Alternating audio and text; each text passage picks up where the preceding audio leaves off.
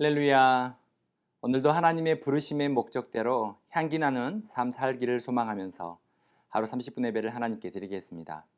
6월 22일 화요일 하나님께서 우리에게 주신 말씀은 출애굽기 29장 10절부터 37절까지 말씀입니다.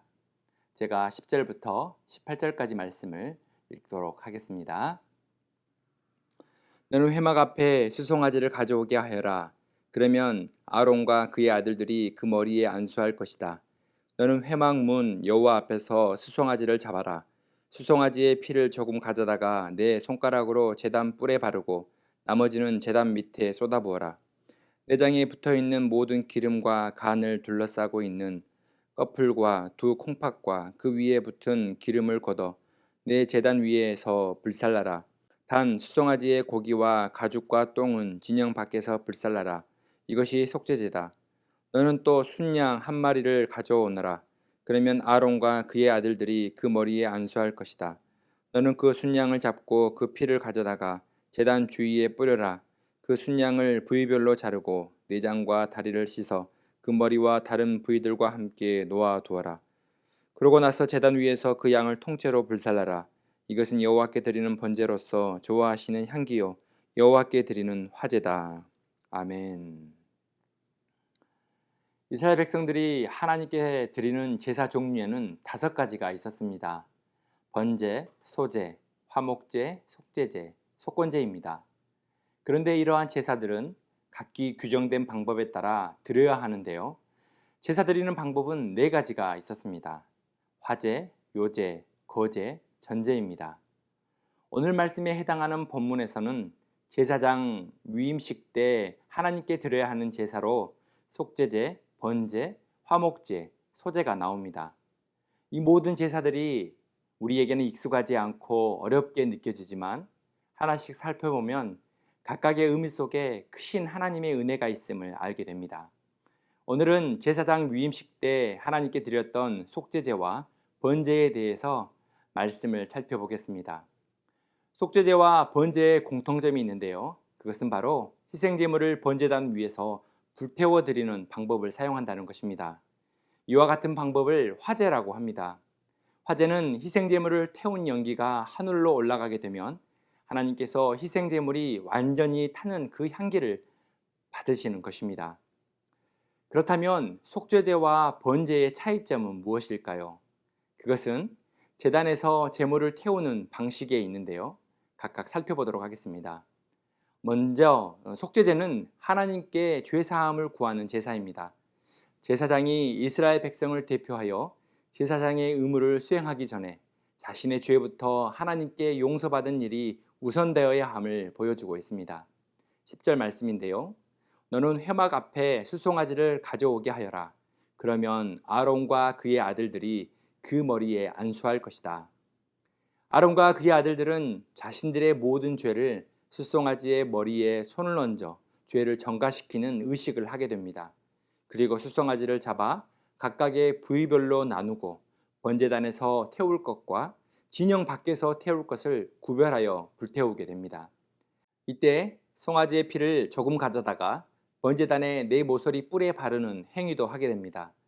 이로써 아론과 그의 아들들은 희생제물의 대속의 피로써 죄사함을 받게 됩니다.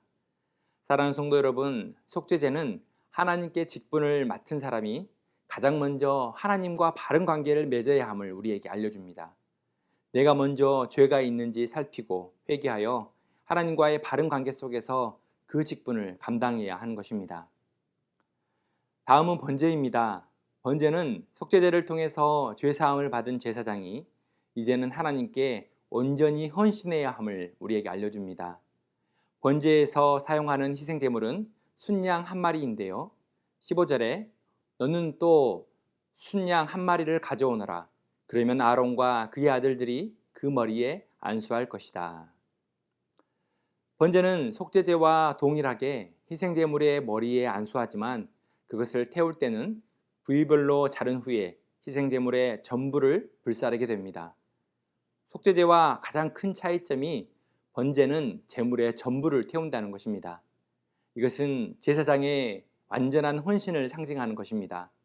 제사장이 자신의 몸 전체를 온전히 불사르듯 하나님을 위해 온전히 봉사하고 헌신하겠다는 것을 의미하고 있습니다. 하나님께서는 양 한 마리가 통째로 불살라질 때 타는 냄새를 맡으시고 제사장의 헌신의 결단을 받으시는 것입니다.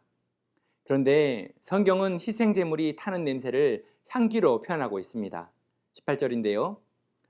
그리고 나서 제단 위에서 그 양을 통째로 불살라라. 이것은 여호와께 드리는 번제로서 좋아하시는 향기요 여호와께 드리는 화제다. 하나님께서는 완전히 태워진 양 타는 냄새를 좋아한다고 기록하고 있습니다. 사실 양이 타는 냄새는 사람이 맡기에는 매우 불쾌하고 거부감이 드는 냄새일 것입니다. 그런데 그 타는 냄새가 좋은 향기가 되는 것은 제사장들이 헌신의 마음으로 자기 자신을 하나님께 완전히 드리는 행위이기 때문입니다. 사랑하는 성도 여러분, 우리는 하나님과 사람들의 다리 역할을 하는 제사장입니다. 예수 그리스도의 대속의 은혜를 통해 구원함을 얻은 우리는 하나님을 위해 온전히 헌신된 삶을 살아야 하는 것입니다. 이것이 주영서를 받은 사람이 그 은혜에 응답하는 삶의 모습인 것입니다. 하루 종일 일할 때 우리는 옷에 배어있는 땀 냄새를 맡을 때가 있습니다. 이곳저곳을 걷거나 뛸 때 나는 신발의 냄새를 맡을 때도 있습니다. 이 모든 것이 아름다운 향기가 될 수 있는 것은 그 모든 냄새는 사랑하는 가족을 위해 수고한 삶에서 나오는 향기이기 때문입니다. 교회와 성도들을 위해 헌신하는 삶의 향기이기 때문입니다.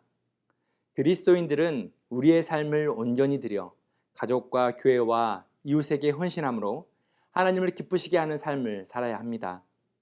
우리에게 주어진 삶의 자리에서 가족과 교회와 맡겨진 공동체를 위해 제사장의 직분으로 헌신하고 수고할 때에 풍기는 향기는 세상의 그 어떤 향수보다 더 아름다운 향기인 것입니다. 오늘도 헌신의 삶을 통해 값비싼 향수보다 더욱 아름다운 그리스도의 향기를 풍기는 하루가 되기를 소망합니다. 가족과 성도와 이웃들을 위해 섬김의 향기, 기도의 향기를 올려드리는 하나님의 사람이 되기를 축복합니다. 함께 기도하겠습니다. 사랑의 하나님, 오늘도 하나님의 말씀과 기도로 거룩한 제사장의 삶을 살기를 원합니다.